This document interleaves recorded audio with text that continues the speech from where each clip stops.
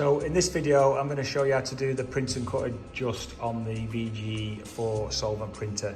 Again, same menus as all the models, UV and different versions of VG2, VG3, all the very similar menus to follow for the print and cut. So go to menu, media settings, cut settings, and then print and cut adjustment. Execute, and then obviously it'll warm up, and then I can skip this because it's only going to put a very small amount of ink down. And you can see here it's going to print a black box and then cut around the black box. And then you've got guides on whether to, on the scan, which is left to right, whether to put a minus figure in or a plus figure. And again on the feed, if you're going to put a minus or a plus figure. And what you're actually moving is the cut line, not the black box. So if you look at the red line in relation to the black box here, then it would be to bring it down, it would be a plus figure in the feed, and to take it left, it would be a minus figure in the scan. But in a minute, once it's done it, I'll show you what ours is set to, and I'll show you what the black boxes look like.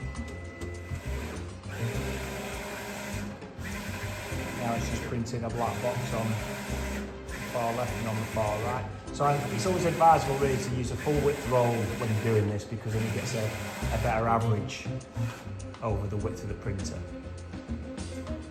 And sometimes it's not always possible to get it absolutely perfect on both sides. So what you're always doing is you're looking for the average between the two black boxes, and that'll be in line with when you do your print and cut jobs. I'm just going to quickly cut.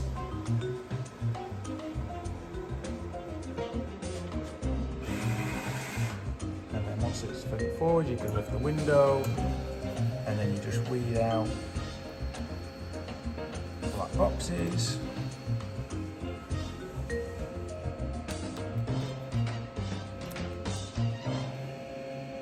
With that, it looks like it's got a bit of a black edge all the way around it, so I would be happy with that.